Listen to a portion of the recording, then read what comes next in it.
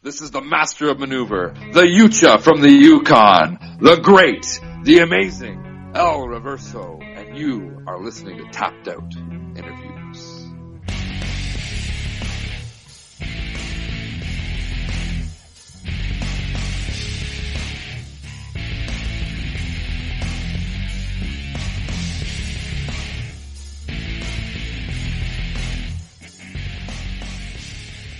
Hello and welcome to Tapped Out Interviews. I'm your host, Louis Carlin, and we're part of the Tapped Out Wrestling Podcast Network.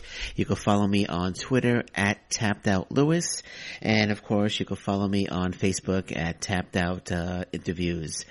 Today, very excited. We have a gentleman today who is absolutely killing it right now on the Ontario Indy scene. I'd like to welcome to the show, El Reverso. Welcome to the show, man. Thank you very much. Glad to be here. Hey, man, it's good to have you here, man. Now, for those of you people who might not know who you are, why don't you just tell us what El Reverso is all about? Well, El Reverso is the master of maneuver, the Yucha from the Yukon, from Destruction Bay, Yukon.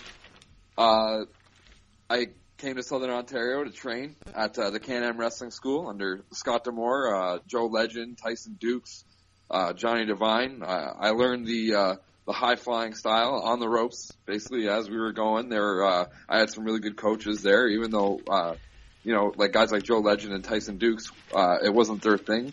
They've been everywhere and seen everything, so they were able to help me with a lot of stuff. Actually, the time that I started training, guys like Chris Sabin and Alex Shelley and Pete Williams, they spent a lot of time at the Can-Am dojo themselves, so we were able to bounce a lot of stuff off of each other, and, I absorbed a lot through them. All right, so, at what point in your life did you decide that you want to become a professional wrestler? Because I was doing some research, and I see that you debuted, if I'm not mistaken, in 2004. So when did you decide that you want to become a pro wrestler? Oh, early on. I think I was probably about 8 or 9 years old, to tell you the truth. I remember watching it with my dad ever since I was about 5 years old. One of the first storylines that really hooked me was the Brett versus Owen storyline, the brother versus brother. Oh, yeah. That, built up to the cage match. And in high school, I went to school with Phil Atlas, actually. And we've told the story on a different podcast, on the Win City Sports podcast, where we both had saved up the money throughout high school, and then when we both turned 18, he looked at me and he was like, "Are we going to do this?" And I'm like, "Oh, we're doing this. Come on, let's go." You know what I mean? Basically dragged him to the school kind of thing. So I knew ever since I was young that it's something that I really wanted to do. I just had a passion for it. Yeah, I remember that. I remember the Owen Brett feud very, very well. It was like yesterday. I remember Owen Hart's. He's like, "Why didn't he tag me? Why didn't he tag me?" And Bret Hart. That's when the feud started. I thought that was a great feud. I was a Bret Hart guy. I loved Bret Hart, but that was a classic feud between both Hart brothers. Oh, it's true. It is, and it's something that the storytelling nowadays, it's just not the same. And they've talked about it on many podcasts, Bruce Pritchard's, where they don't have the same, because you could have sided with Owen in that time frame. You could have thought, leaned to one side or the other. Sure, Owen complained a lot more and he had more heel tendencies, but you could definitely see a point there and understand his issue. So it was real in a sense. Yeah. So were you were a Brett guy, or were you more of a Shawn guy, Shawn Michaels? Oh, me? I was more of a Brett guy. You know what I mean? I got to say that when they were doing that whole feud thing there, I definitely was a Brett guy. I remember being sympathetic and seeing, sure that Brett did, he did complain again, going back to the complaining issue, but I grew up watching Brett, and so my allegiance was hard to waver at that point, Now, you mentioned Phil Atlas. You told a funny story. I was listening to the Win City podcast not too long ago. You told a funny story about how you guys faked a fight to get suspended. Maybe you could just, in case anybody hasn't heard that, I thought that was a very entertaining story. Maybe if you don't mind telling that story again. Oh, I love telling that story, actually. Yeah. So it was 3 days before Christmas break in high school. And we were sitting in the lunchroom, because there was a cafeteria, but also a separate lunchroom that we always went to. It was a little bit of a smaller area. And there's 4 of us sitting there, and we all decided to work this angle where we were going to get suspended 3 days before the Christmas break so we could have that extra time off. And the one guy was bigger than me. His name was Chris. I can't remember his last name. It escapes me now. But okay. he was far off down the hallway, and I just, he stole my quarters out of the vending machine. And, we locked up. I pushed him against the locker. He pushed me against the locker. We ended up throwing big punches. And I remember we worked it. We're like, okay, we're going to do this fight right by this one religion teacher's room. So that way when she comes out of the classroom and says, oh my God, somebody stop these guys. Phil was supposed to jump in with his other kid, Jimmy, and they were going to try and break it up, but then they were going to get involved and it was going to turn into this big schmoz and, we were all going to have to get ripped apart. But, when it actually came down to it and we started going at it, the teacher came out of her classroom and she, word for word, said, oh my God, somebody stop these guys. So they were on the ground laughing. They couldn't even jump in to fight at that point. And we got pulled into the principal's office. And I remember the principal saying to me and that guy, Chris, do you guys have any bruises? Do you have any, are you bleeding at all? And we just looked at each other and we're like, no, we're actually okay. And you could see the look of disbelief in his eyes. It's like, I don't know about this, but whatever, 3 days. So, my mom picked me up from school and I told her the whole story, and she says, if you really wanted the time off, you could have just asked me. I would have kept you. So that was one of those things where when the teacher said that, I was like, I want to get this reaction out of the teacher, and we got it word for word out of her. I just knew for sure that, that's exactly what I was meant to do, that I had a gift, that it was something special that I really knew I could tap into. Yeah, it's a great story, man. I remember, like I said, I just heard it on the Win City podcast. I was like, that's a great story. And it worked. You got suspended. So you did get the 3 extra days off, which was, yeah, we did. Which was cool, man. Which was cool. So you decided to you make the decision, I want to be a pro wrestler. You said early on, did you have the support of your family? Cause I've spoken to other wrestlers and some have the support, some don't, but were they supportive in your decision in trying to become a pro wrestler? Actually, not really. At first I did amateur wrestling, when I was in high school. My father was supportive of that.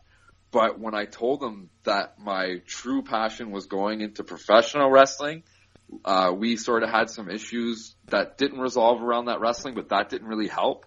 And, I moved out of my house the first time when I was 16 years old, actually. So I wasn't even really done high school. I was just finishing high school at that point cause my birthday 17th was in July.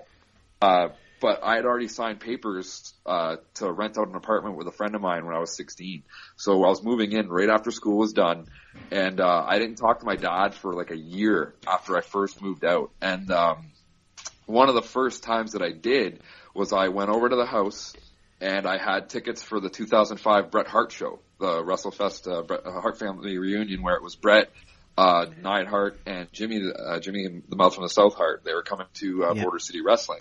Okay. And I just walked to my dad and I gave him the tickets and I said, Dad, this is something that I really, think I'd like to have. I know that you were a big fan of Bret as well, and just, either you come or you don't. It is what it is, right? And he didn't say anything. My dad's a pretty stoic guy. He's pretty quiet. And he took the tickets and just kind of put them down on the counter, and, I left. I didn't stay very long. But I remember, honestly, I wonder if someone had heard my story before Glow season came out. I don't mean to think that it's a big, my life is all, spectacular or anything like that. But basically, exactly how it worked out on Glow with Machu Picchu there, where she saw her dad in the audience. I remember I was in the ring. And I didn't see him at that point at the show, but when I was in the ring, I looked and I saw him leaning against the far wall. Okay. And it was then that I knew, for him to see that I was wrestling on a show where Bret Hart was a feature, it sort of affirmed that, okay, I'm not just it's not just a hobby. It's not something where I'm just going to lose my shirt on. It's not something where I feel like I have this talent, but obviously I don't. It's something where it's it's acknowledged that, yes, I can do this kind of thing. So did you get to meet Bret Hart? And if you did, what was that? That must have been a tremendous experience. Oh, it was. It was amazing. I didn't really get to talk to him for very long. I didn't want to be one of those fans who just talked his ear off and such. And I remember Tyson Dukes telling me in class that, when you become a wrestler, you don't really become a fan of like, you don't walk up to another wrestler and you say, oh, can I take your picture? You know what I mean? Like, there's a difference between the fans and being like acknowledging that I am one of you now kind of thing, right? So Sure. I went up, I shook his hand, I told him that he's one of the reasons why I'm in the business, you know, that I really appreciated his work and was really entertained, and, you know, I thanked him for coming and, you know, for being a part of Border City Wrestling, and that was basically it, you know, because like, he's definitely one of the people in the top 5 that I would say are, you know, very influential in my career, basically. So, okay, so let's go back. You talked about your training a little bit, a little earlier on. So I just want to go back into that. The initial training, was it more difficult than you thought? And how did you take to the initial training to become a pro wrestler? Oh, actually, to tell you the truth, I tell people that are trying to come into professional wrestling that it's one of the most difficult things that they'll ever do in their entire life. So yes, for me, it was more difficult than I thought. But also, when you succeed and you get through the training, you also learn something about yourself, about what you can endure, and it's one of the most accomplishing things. It's one of, you know what I mean, of your life that you can ever achieve.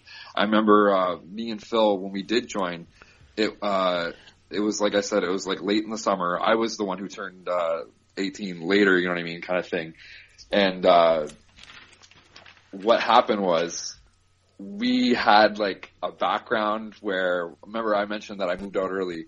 We were supposed to go to this camp. It was a wrestling camp that Border City held for underagers that they've never done again since.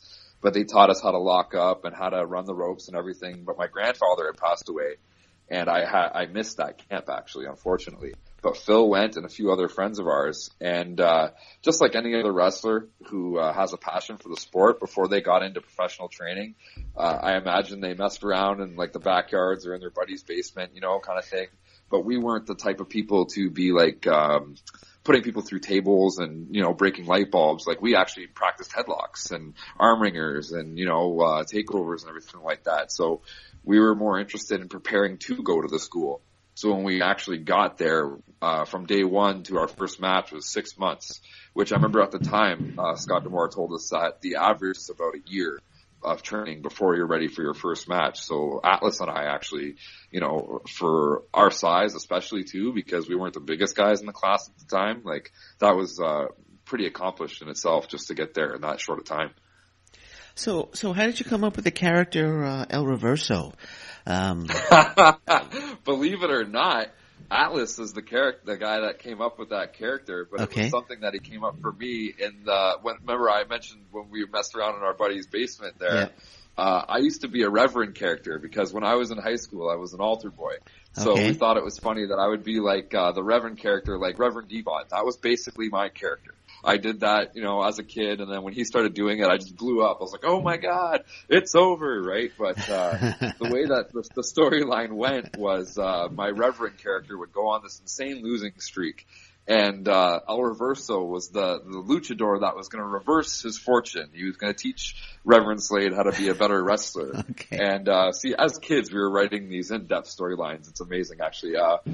So after every match that I lost, El Reverso would come into the ring and he would show me a move or two or a reversal or this or that, and he would encourage me to keep going. And then eventually I would get a couple wins under my belt and I would earn a shot at the title. And after I won the title, El Reverso would come out and congratulate me, and then he would pull off the mask and it would be me the whole time. And what people were watching in the ring was my my own subconscious, okay. Teaching me to be a better wrestler and telling me not to give up, and just, you know, it was my mind telling me that I was meant to do what I was doing, actually. So, you know what I mean? It was that little twist that we were having where it's kind of like that Fight Club thing where it was me the whole time, right? So I was always El Reverso.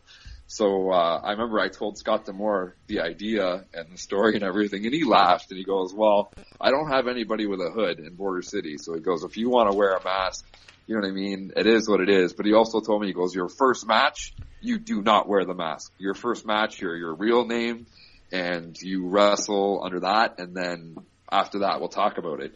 So I remember our first match was at just a little bar. It's not even there anymore.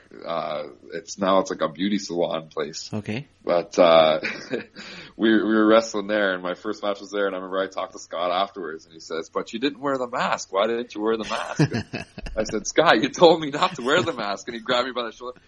Kid, I was just ribbing you. Go ahead and wear it if you want to, kind of thing, right? So I was like, all right. And it basically just evolved from there. I took little things, like they used to make fun of me before I had my first match, that I was really pale and stuff, you know what I mean? And I'd never tan. I'm from the Yukon. It's always snowy there, right? So it just evolved. And yeah, so now, the character is what the character is. And I feel that it's got a lot of, different angles. It's got a lot of different life that you can really it's never dull, basically. So I really enjoy using it. So what's it like working for Scott D'Amore? He seems like a very fun guy to work for. So what's it fun like? And very professional, actually, I would say. Like when it's time to have fun, it's time to have fun. But when it's time to get to work, it's time to get to work. Like when he's got the headset on and he's running a show, don't talk to him. Basically, he's got a lot of business. I learned that the hard way. He's got a lot of business to take care of. He's, you know what I mean? But the thing is too, is I appreciate work, like the difference between working for Scott and another promoter is just night and day. You know what I mean? At times, like Scott, like I think Border City and Impact Wrestling, what he does, it's one of the highest level productions that there is out there nowadays, really. And to be a part of it, I'm just so thankful, and it's a learning experience every time. And, Scott's like, I hold the highest esteem with Scott in the business. He's one of the, the people I respect the most in the business right now. Yeah, I think he's doing a tremendous job right now with Impact Wrestling. Speaking of Impact Wrestling, you made a couple of appearances on Impact Wrestling. Let's talk about that for a little bit. How did those come about? I think you had, it was 3 appearances you made for Impact Wrestling. So, how did that... and it was almost 4 actually. Okay. Yeah, the very first time I was set to appear for Impact Wrestling, Kaito Kiyomiya from All Japan Pro Wrestling was here, but he wasn't able to make his appearance. And Scott came up to me and he goes, "Kid, I'm going to throw you in the match."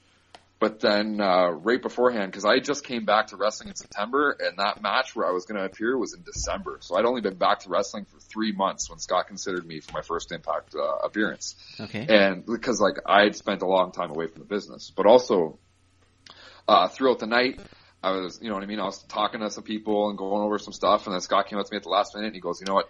I'm really sorry to have to do this, Reverso, but you've only been back for 3 months.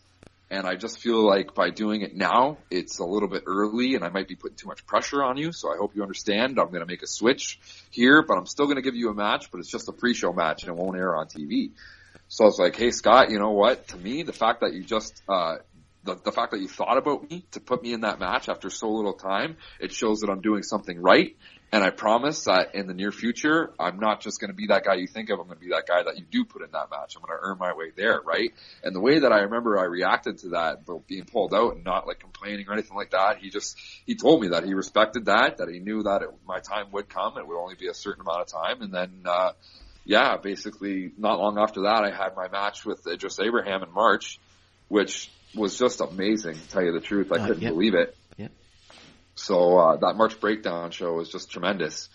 And, to tell you the truth, I kind of have to go back earlier than that to the October before that March Breakdown show because right after I had my first match in September there, we had this big show and Rey Mysterio came to town for Border City. Okay. And the thing is Rey Mysterio, as you can imagine, is a big influence of mine. And on the very same show that Rey Mysterio was there and main eventing, we had the Doug Chevalier Battle Royal, the Memorial Battle Royal, and I won that. Okay. And it was something where it was I was put in the spotlight in the same instance when Rey Mysterio was put in the spotlight the same night. So again, it just confirmed that I was on the right path, that I was being built to, do certain things. And that appearance for Impact where I went over on Idris Abraham, it confirmed that, okay, I'm working hard, I'm getting there. And then I got put into a match with Congo Kong and Matt Sydal, and just to have that one-on-one spot with Matt Sydal, I remember beforehand talking to a friend of ours, A1 Al Rouse. He was telling me that there's so much I can learn from Matt, you know what I mean? And actually, it wasn't just him. There's so many other people that were saying, so much I can learn from those guys. Drew Everett, and DJZ. People were saying that, really absorbed that. And that's, again, me and Aiden Prince got in that tag match with them. And I did. Like I said, every Impact experience has been such a learning experience. I've walked away with so much knowledge and just tried to use it to continue to roll forward. And I'm really looking forward to March 22nd and 23rd. Impact is coming back to St. Clair College again. Yep. And keeping my fingers crossed, you know what I mean? I'm training real hard, just coming back for the wrist injury, you know what I mean? I hope I'm ready for that, and I feel like I'm going to be. So leaving the ball in Scott's hands, and if he throws it in there, then I'll be in the ring. Yeah, actually, I'm getting my tickets for that tomorrow. I know they go on sale tomorrow, and I was gonna ask you if you're going to be a part of it. But you just answered the question. Hopefully you are. I'll keep my fingers crossed because I think you're doing tremendous right now, and we're going to talk about the Josh Alexander feud shortly. I saw your one-on-one match with Josh, which was tremendous. But I wanted to ask you, what's it like standing across the ring and seeing Congo Kong on the other side? That's gonna be a scary moment. It can be, but that's the thing. When I have the mask, is like you'd never believe that. Like outside of the ring, I'm scared of heights. You know what I mean? Like. I really am. But when I have that mask on, I'm not scared of anything. So when I'm in the ring against him and I have the mask on, I feel like a superhero, and I have this courage and this, you know what I mean? I feel unstoppable. So when I'm in there and I'm against him, I almost feel like, again, that affirmation that I'm meant to be there, that people have that faith in me, that I can compete with the Congo Kongs, I can compete with the Matt Seidels. So I feel affirmed, I feel confident, and basically excited, ready to go when I'm standing there across from him, that's for sure. So you're afraid of heights, but but you're a high flyer. I mean, you're taking risks in the ring, but you're afraid of heights. It's how do you overcome that in the ring? I guess once you put the mask on, then the fear of heights disappears. Or how do you overcome that? Basically, yeah, I feel the mask is a big part of it for sure, and being in control of my actions, you know what I mean? And I guess I just go, you know what I mean? I try not to think about things like that too much, and just when I'm up there, I just go, you know, like I know certain things, like you work up to it and you practice, but when it comes time to do a moonsault, you either jump or you just get off the ropes altogether, right? So with my style being my size, I kind of had to adapt, and just the mask is definitely one of the things that helped me the most. I'd say it's like 80% responsible for me being able to do those things, I'd say. Now, you've had some success in Impact Wrestling, and I'm a big fan of Impact Wrestling, but there are still people out there on social media that claim it's a sinking ship and they're going out of business. It's only a matter of time. How do you respond to people that say that? I don't think they're watching. When people that say that, I think they're just kind of reading stuff off like certain dirt sheets or whatever. But even, you know, if you're reading other like newsletters and stuff, like they're basically saying like, yes, sure, like they're not signing like the big names all the time, but they're making money. And that's what's important. It's like not everything starts out and it's this huge thing. Even though like comparatively, like relative to other promotions, Impact Wrestling is the next best thing you're going to get to WWE right now, you know, but, you have to start at a certain thing where it's, I would compare it to like when Eric Bischoff took over for WCW. I think the parallels are just, insane when you think about it, because, they cut certain costs. They started to make money. They, got a ball rolling with a certain storyline, and then things just took hold, and then they started making tons of money. Now, Scott is that brain that can do that. He's already making money with Impact Wrestling. They're already doing great things, and I think they're basically just that one storyline away from really taking off and really taking hold. And, you know, and for me, like, they're already gaining ground. Like, there's other podcasts they mentioned, like I heard on, the What Happened When podcast, Conrad Thompson mentions Scarlett Bordeaux to Tony Schiavone because he knows that Tony Schiavone likes, you know, certain Nitro girls and this and that. So just getting that, like they're not paying for that advertising, but sure, having people talking about Impact Wrestling on a major broadcast like that, it's doing something. You can tell that, you know, they're going somewhere. So anyone that says it's a sinking ship, then, they just they don't know what they're talking about, in my opinion. I agree 100%. I've gone into many social media fights with people saying that's a sinking ship, and I love Impact Wrestling. It's a great product right now, and I think the best is yet to come. 2019 is going to be a huge year, and I hope you're a big part of it as well. Oh, thank you very much. I'm hoping to be so too as well. I just got to stay healthy and avoid those major injuries, and I feel like it's coming. I really do. So, December 1st, PWA, I was at the show. You had a absolutely tremendous match with Josh Alexander. I was in attendance for. Absolutely loved it. Talk to me about Josh Alexander, because you developed quite a feud with him in PWA. What are your thoughts on Josh Alexander right now? Well, I respect everything he's done in the business right now. He's definitely caught fire.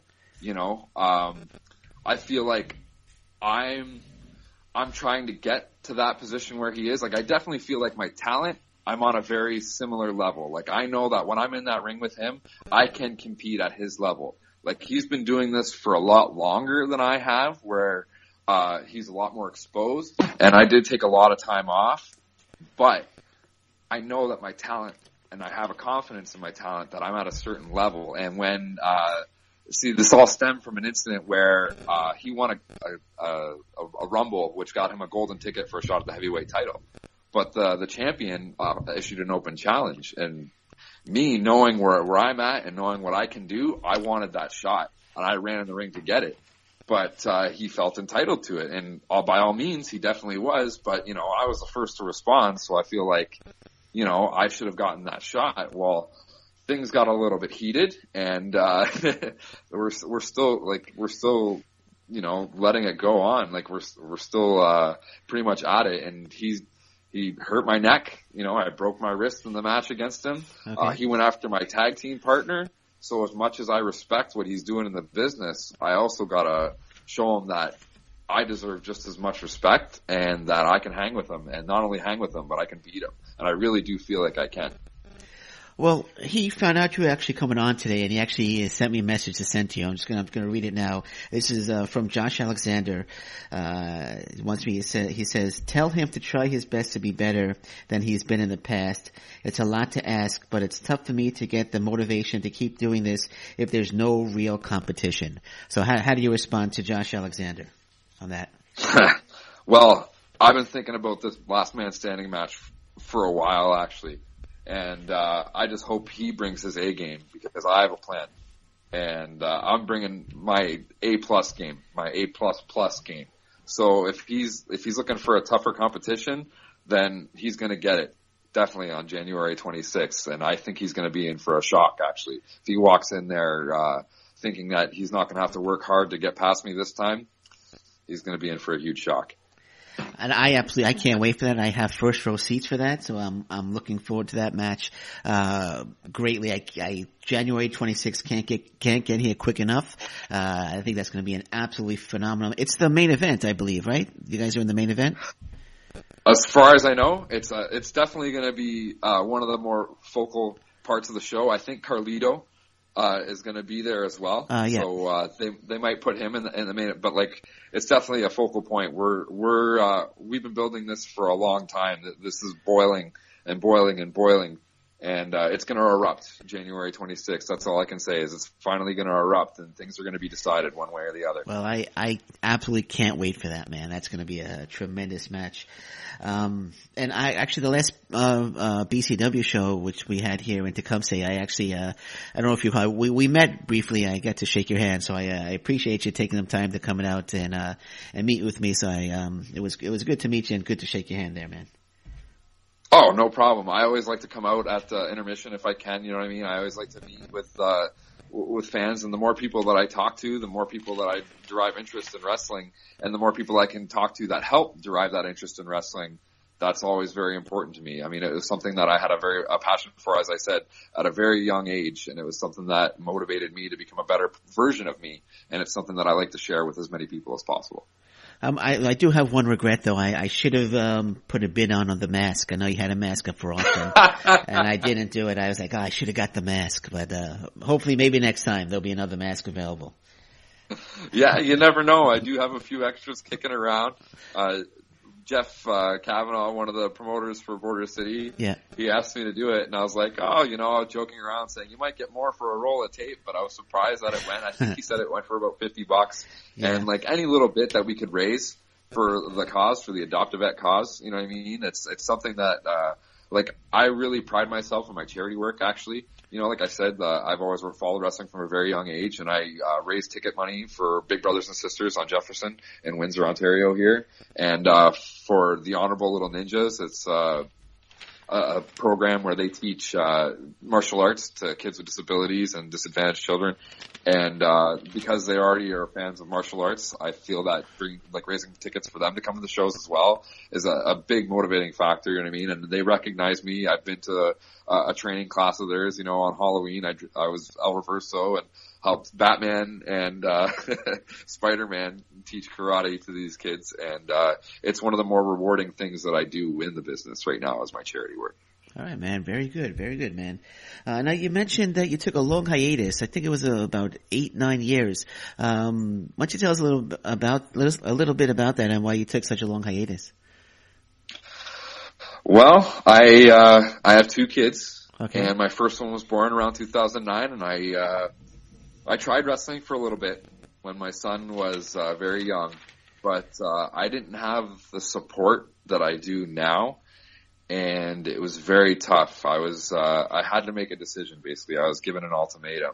And I thought I was doing what was right. But when you're not happy, then you're not really doing what was right. So in the end, I found my way back to wrestling to try and, reclaim that happiness and that position. Because I always knew that I should have done something in the business. I always knew that I was destined to make an impact. Don't mean to make a pun there, but I always knew that I was meant to make an impact, and seeing guys that I trained with, like John Bolin. I remember I was already having matches when John Bolin came to the school. He got first place in the TNA Gut Check Challenge, and Brad Martin got second, actually. And I remember him coming to Can-Am Dojo, and I was working on moves with him. I was training him. And then when I came back to the school, Bolin was the trainer and he was training me, right? So there was a little bit of a chip on my shoulder there. And Joe Doring, Triple Crown champion at All Japan Wrestling, Phil Atlas, Border City heavyweight champion, you know what I mean?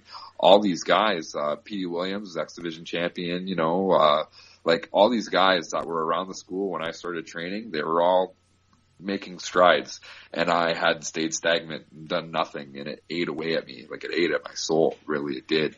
So I just knew it was something that before it was too late, I needed to come back and vindicate my name.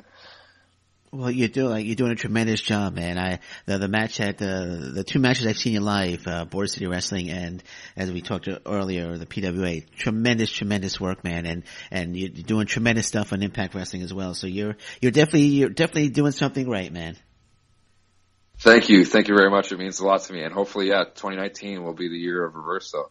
That's what I gotta say. Yeah, no, you should. I was gonna ask you what 2019 holds for El Reverso. What are your goals for 2019? 2019, I want to wrestle basically a lot more. I'm going to try and spread out. It was already a goal of mine before I broke my wrist, was I wanted to try and get back, because I did do some wrestling out west in Edmonton, Alberta, and I have some friends that are in BC as well. So I have some time coming in July. I feel that I'm going to be back to 100% come March. So in July, I want to try and get out west and do a Western swing, do a tour of Canada. And I want to show that not only can I connect with local fans where I grew up in this area, but I can connect with fans anywhere I go, that I have this connection with, I can draw that sympathy, and I can make that connection to anybody, and that anybody that's watching, you may not be a fan of wrestling, but if you come and watch me wrestle, you will be entertained. I guarantee entertainment. And that's a goal that I want to set that out right now, that people will come to know that even if you're not a fan of wrestling, watching El Reverso, you will be highly entertained. Okay, so that's the 2019 goal. What's the ultimate goal? Is it WWE? Is it Ring of Honor? What's the ultimate goal for El Reverso?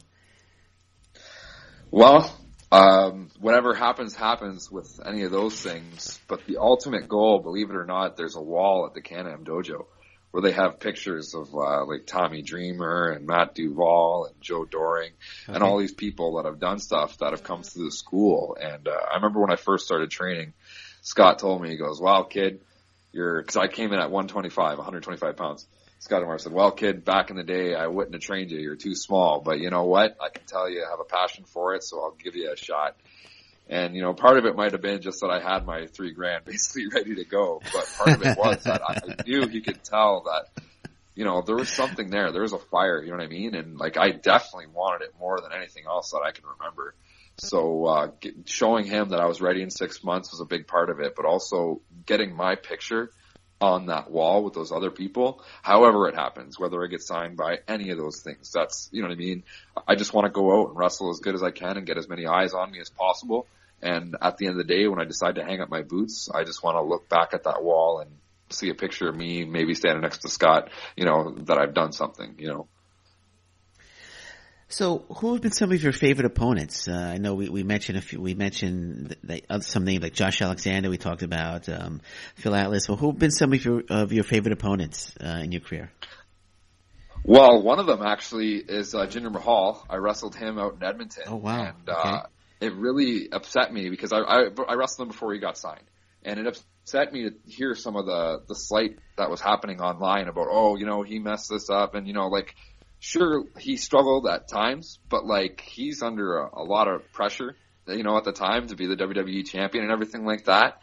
And to me, he was one of the better guys that I did wrestle against. I remember watching him and going, "Oh, well, I hear he's a little stiff. I wonder how he's going to work and everything like that." But I kind of related to with Josh, when I'm in the ring with him, I kind of, you know what I mean? That's why I kind of put myself talent-wise on that level with him, because when I'm wrestling him, I'm like, I can imagine this is coming, and whether I catch him or not, it's what's coming kind of thing, right? Sometimes with Josh, no matter if you know what's coming or not, he's still going to hit you with it. And with Jinder, with Big Raj there, basically I felt it's, the same kind of thing. I could feel what he was going for. We were on that same page, and whether, he's so strong that whether or not you know what's coming, he's going to hit you with it anyways kind of thing. Sure. And I just felt that he was really talented even back then. So to see him make the accolades that he did, I figured, it was only a matter of time, right? But he was definitely one of my favorites. Let's see. There's this guy in Edmonton. His name's Michael Blaze. Right now, I remember when I wrestled him, he was one of my favorite opponents. Of course, he wrestled as Chuck E.P. back then. But he was just so athletic, and he's continued to be just as athletic. So for me, I remember, I don't get blown up very much. You know what I mean? When I'm in the ring, I have a pretty good endurance, and we would just get each other just drain. Josh does that to me too, but that's the feeling that I know that okay, we pushed each other to the limit, and I love that feeling. Someone I think to look out for right now is Sheldon Jean. He wrestles in Ottawa right now. When I first came back to Border City, he was training and just starting to have matches and everything. And for me, we wrestled against each other at what do they call it again now? But it was a tryout for Global Forge. That's what it was, the Global Forge thing. Okay. We competed against each other, one of the Global Forge tryout matches. And I'm telling you, we only had 8 minutes, but we fit 17 minutes for the stuff in that 8 minutes. And, I walked away from that feeling wow, this kid's got it. Look out for Sheldon Jean. Oh yeah, sure. I'm a big fan of Sheldon. He's been on the show a few times. A big fan of Sheldon Jean, and he's got a bright future ahead of him, man. Yeah. Oh, I definitely feel that as well, for sure. What about Aiden Prince too? I mean, I don't want to leave him out because he's doing great things in the business right now. And to tell you the truth, I don't think I've ever wrestled against him officially. I know we had a 4-way match in it was somewhere near Mississauga, but I don't think we've had a one-on-one match, which I think would be absolutely just mind-blowing. It'd be a great match regardless of what happened. But for me, he's doing such great things right now, and I constantly see ads for his Destiny match against Tyler Bate coming up right now. Oh, yeah. And I just think it can't be understated that he's someone to look out for as well. Absolutely. But no, I'm a big fan of Aiden Prince as well. Speaking of Aiden Prince and yourself, I don't know if you listened, I had Kobe Christ was on recently, and he laid down a challenge to you and Aiden Prince, to an ultimate Frisbee game when he comes to Ontario. So I don't know if you want to answer that challenge, of Kobe Christ. Well, all I can say to Kobe Christ is if that ultimate Frisbee goes down the same way as our match did, then we know who's going over, and that's me. That's right. PWA, I think it was back in February, you took on Kobe Christ, and you defeated him. Yes. Sorry, go ahead. No, I'll let you go. I didn't mean to cut you off. Oh, no, I was just going to say again, another guy who's just doing amazing things. I remember the first time through Can-Am Wrestling School after I graduated, you know what I mean? It was about 2004, 2005 when he came in. And he was a little kid like me, basically. He came in at 125 pounds. And if you look at what he's doing now out east, like, oh my gosh. Like, he spent a little bit of a hiatus as well and then found himself and then came back to wrestling basically the same way, saying, you know, this is what makes me happy. I just know I'm meant to do it. And he is just killing it out there right now. And for us to have the match that we had, it was just an amazing match. We had fans on their feet, you know what I mean, from the very beginning of the show. We were the opener, and they stood up from beginning to end. You know, and I feel that we were a big part of that. Oh man, I think Kobe Christ is just someone to look out for, and I'm really hoping that he's in town when we're doing our Impact tapings on the 22nd and 23rd, because if we can get him on that show, I just feel exposing him to the fans out there, you know, they're either going to love him or hate him, but they're going to feel strongly about him, and that's all that matters. Absolutely, man. You yourself and the three you mentioned, Sheldon Jean, Aiden Prince, Kobe Christ, all four of you guys are incredibly talented, and I think all four of you have really bright futures in professional wrestling. But this show is about El Reverso. So let's stick with El Reverso. But as I said, all four of you guys have great futures. So what about dream opponents? What about dream opponents for yourself? Oh, dream opponents? Let's see. I definitely want to wrestle Desmond Xavier. I feel that we could just absolutely tear the house down. Again, whoever wins that one, you know what I mean? It wouldn't matter. I feel the fans would go home happy for sure. I feel like Desmond Xavier would be a good one. Hakeem Zayn, but he wrestles as Rohit Raju right now. I feel like that would be just an amazing match again. And believe it or not, I would love to wrestle Stone Rockwell. I know it's not really an X Division style match, but I just feel like we would just really have an entertaining match. It would be something that's different for me, and I never like to just do the same thing over and over again. I feel that putting yourself out of your comfort zone, you know, it helps you become a better performer and better wrestler overall. So I think Stone Rockwell would be a great one. Again, Congo Kong, one-on-one. If I could get a match against him, I would just absolutely love that. I feel like we could do great things. Tyson Dukes, someone that I really look forward to wrestling now. And actually, Michael Blaze, who I mentioned that I wrestled in Edmonton before, I would really love to get back to Edmonton to wrestle him now to see the difference in his style and how much he's improved and everything like that now. I feel, because he just wrestled Cody Rhodes actually this past year. Okay. So I feel like with the experience that he's gotten in the business so far, that we would just, again, we've got a whole new level from where we were those 9 years ago. So I feel like that would be a great one as well. Ravenous Randy Myers. I don't know if you've heard of him, but he wrestles in BC. Okay. And when I first started in Edmonton, he was wrestling there, and he was signed to an entry-level deal with WWE. So he's done great things as well. He's a great performer, and I feel like that would be a dream opponent of mine as well. And I think Rich Swann. I think I'd really love to wrestle Rich Swann. And I'm going to end it with one. I've been really hoping to get a shot at this guy, and that's Pac. The bastard Pac. If that's one where, you know, and you know what? I really can't even say I want to end it with that, because Dolph Ziggler as well, too. You know what I mean? I think that rounds it out right there. Those would be my dream opponents for 2019. If I could really fit any one of those guys in there, I would know that 2019 was an accomplishment in itself. Wow. What about, for some reason, I have this feeling that you and Holden Albright would have a tremendous match. Oh, I know so. Holden Albright's one of the top up-and-coming indie wrestlers in Ontario right now. And, again, it would be competitive. He would be a hard-hitting guy as well. I would compare him to, the young Jinder Mahal, where, again, regardless of what he's doing, if you know what's coming, he's going to hit it regardless kind of thing, right? And I just feel like the match that we would put on, yes, it would be entertaining. And regardless of who walks away from that one, the fans are going home happy. And that's the most important part. All right, man. You mentioned Cody Rhodes. I just want to ask you your thoughts on All Elite Wrestling and the big debut of All Elite Wrestling that's upcoming. Well, in the end, I think it's just better for wrestling in general to show that things like that, wrestling is growing and growing and growing. So there's not just one home for professional wrestling where it has been the last 10 years, where WWE was the only thing on the card and that was it.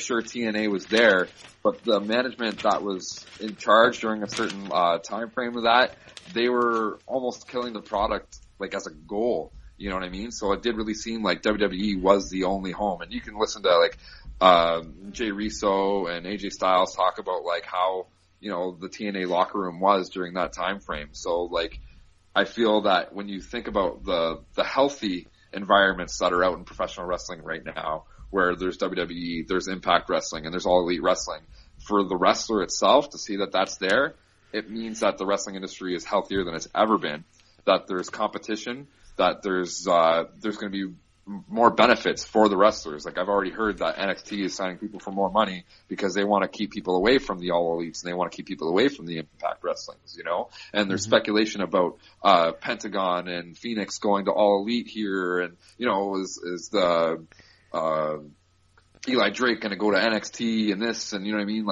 There's all these dirt sheet rumors out there, yep. And regardless whether they're true or not, people are talking wrestling more than they ever have been, and that's good for the business in general. And like I said, good for the wrestler in general too, because if something doesn't work in Impact Wrestling, they can go to All Elite. And if something doesn't work in All Elite, they can go to WWE. Or if something doesn't work in WWE, they can come to Impact Wrestling, and they will find a home that suits them the best. Yeah, there's also Ring of Honor. Major League Wrestling is starting to take off. So there's a lot of options for professional wrestlers right now. It's true. And if you're not afraid to go overseas, the UK is just booming with wrestling right now as well. And New Japan, All Japan can't be understated as well. You know what I mean? Wrestle Kingdom just took place too. And, they're not just using Japanese wrestlers. They're using foreign wrestlers in almost every match. So if you have the talent and you have the mind frame, then you can succeed, basically in where you feel comfortable. Is Japan a goal for you? Do you want to work in Japan one day? I would love to work in Japan one day, and that's actually one of the things that I'm jealous of Phil Atlas about, is that he got the chance to go over there and wrestle for All Japan, and it's a goal of mine to eventually show that I have what it takes to succeed over there, because Japan is one of the hardest places to succeed as a wrestler. They have one of the hardest work regimens of anywhere. And to show that I can hang with the Japanese wrestlers and in that environment would just be another affirmation for me that I know that I was meant to do what I'm doing right now. So yeah, I would say Japan is definitely a goal in the long run. All right, man. Well, that's about it, man. Is there anything you want to plug? I know we spoke about the January 26th upcoming show. Do you have any other upcoming shows? Any T-shirts? Any social media you want to plug? And I'll let you plug away, man. Well, I'm going to be more active on my Twitter account. That is my New Year's resolution. And at OS Reverso, so OS capital R EVE capital RSO is the official El Reverso Twitter handle. So look out for clips, highlights, messages, and stuff on there. The Impact shows, like we said, on the 22nd and 23rd, look out for me there. And basically, PWA, I do call it a home. They're one of the first people to give me a chance coming back into the business. And I know for a fact that I've done things with them that they're happy with. So keep looking out for the PWA schedule, and you'll see me there. I'm going to be trying to go on tour more than I ever have before. So basically, one of the people that I'm in contact with right now is Bordertown Pro Wrestling. So basically, if you're a fan of pro wrestling, I'm probably going to try and get in front of your face at some point. That match that we talked about with Josh Alexander, I do want to say Josh, I was planning on saying that, but you gave me the opportunity. Make sure you bring your A game, because my A++ game is coming, and it's coming hard. So I think maybe that would be a good place to end it right there, because like I said, that feud is going to erupt there, and it's going to end there. So I might as well end this here.